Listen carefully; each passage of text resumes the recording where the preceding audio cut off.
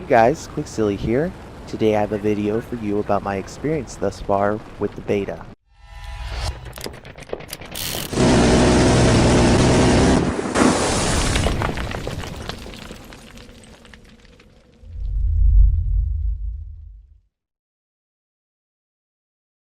So first off, I want to preface this video by saying so far I love the beta on both PC and on Xbox.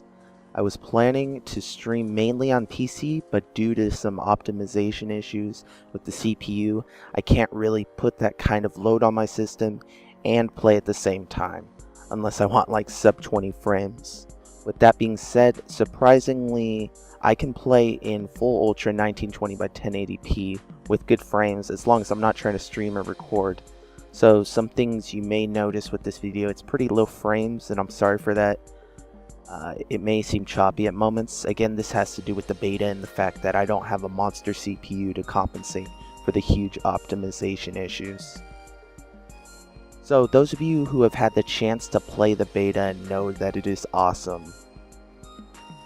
And it also has a few bugs and balance issues. But I wanted to talk about the cool subtle things that DICE did to make this game feel fresh and different from the predecessors. For example, the update spawn screen, now instead of a blurry blue third-person image of what the soldier you're about to spawn on is doing, you get a cool first-person camera view of exactly what they're looking at. On top of that, you get a full-screen view of the map, and you get to see what's happening on the battlefield, and it gives you a much-needed idea of where you need to spawn. Another thing you're going to notice next to my name and squad mates are microphone symbols. So yes, there is in-game VoIP for PC now, which is a big up to DICE coming from console where everyone has the opportunity to use in-game communication. It really can make a game much more enjoyable. Apart from that, the menus and the customization interface seem much more intuitive now and easier to navigate. So you're going to have a lot easier time, trying to customize your loadouts on your weapons and both vehicles. So now let's talk about the vehicles. The way that they handle and take damage has been tweaked quite a bit. For starters, tanks and helis feel very responsive and much more durable. So the choppers, they feel much faster now and they feel more stable but have a little more inertia behind them. So definitely it's still going to take a skilled pilot, but I can see that it's a little bit easier to get the hang of for a newcomer. Tanks, they feel more grounded but more agile when on the move, so they don't slide out nearly as much. Now the way that the vehicles take damage is a huge change from BF3. Instead of receiving a disable in the traditional sense, you will receive a critical damage. For a period will lower your mobility, and then eventually you will recover and go on, but you're not going to be draining health like you would in BF3. I think the point at which you receive the traditional disable actually is below 10%. This is a huge buff to vehicles in my opinion, but it's definitely offset by the fact that you now have a set amount of ammo that you can fire off before having to wait for a cooldown to reload your shells or rockets round by round. So it definitely takes a lot more of a cautious playstyle when it comes to tanking or even in choppers or whatever vehicle you may be in, because you don't have an unlimited amount of ammo. You have to be a lot more strategic how you use your rockets. So for infantry gunplay, suppression's effects fortunately has finally been tweaked to where the bullet deviation is no longer affected, and now when you're suppressed, it's just going to be your view's going to be distorted and your gun sway will be increased. But if you're a good player, you should be able to fire back and defend yourself and even win gunfights when you're suppressed. So this is a big deal for me and it affects gameplay greatly. One of my biggest pet peeves is people who basically would just suppress and they wouldn't really even worry about actually hitting the target. They would just spray and pray, and it was kind of frustrating, but now it's completely changed, so that's a really great thing in my opinion. The guns do feel slightly less powerful.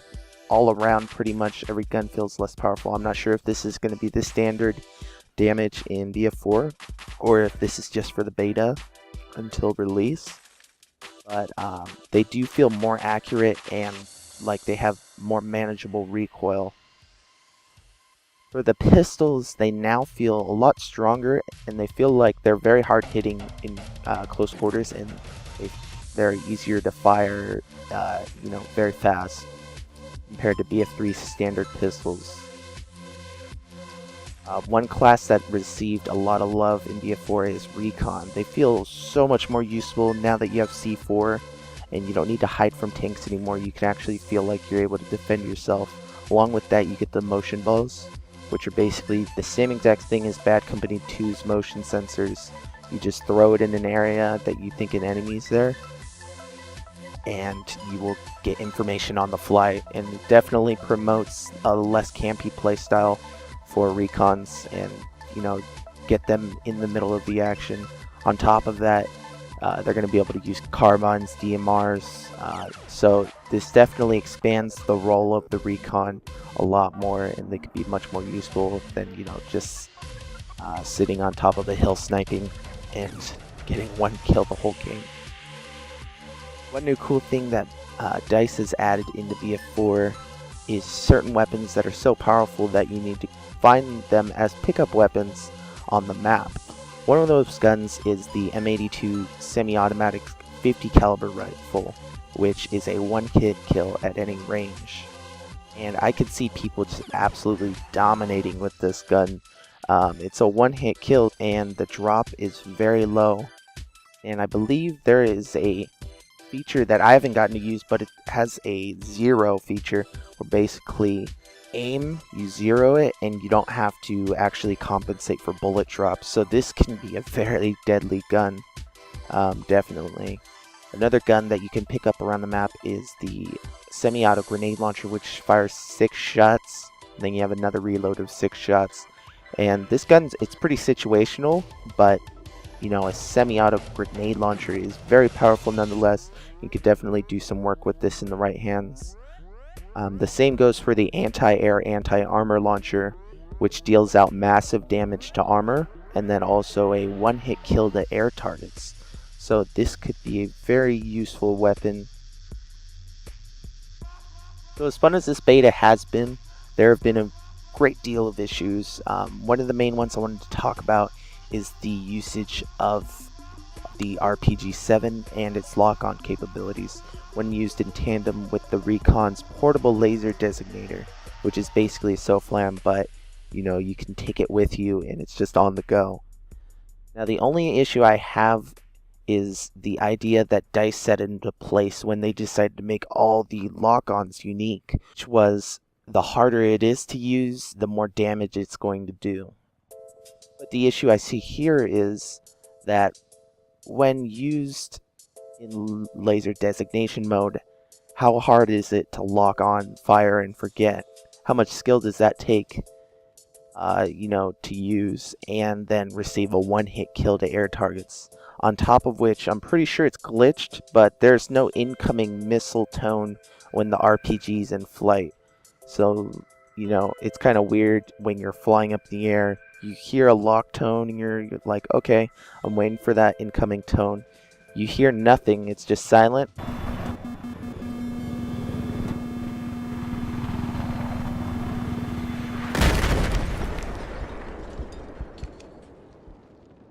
And then you just instantly die.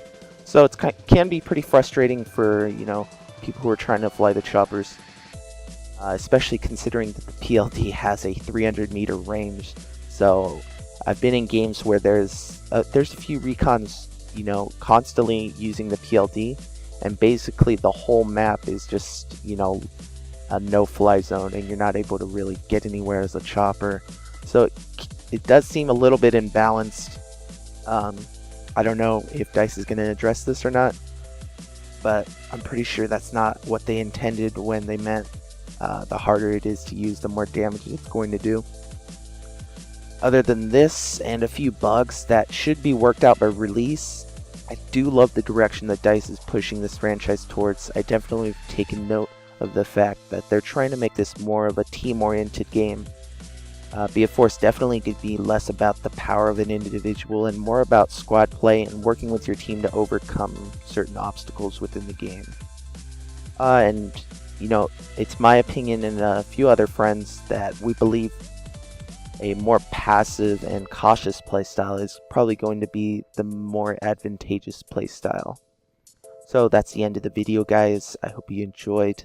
I'm going to go, but be sure to let me know your experiences with the beta, good or bad. A rating would always be appreciated, and if you like my stuff, subscribe, and I'll have some more beta footage for you guys soon. This is Quicksilly. I'll see you on the battlefield.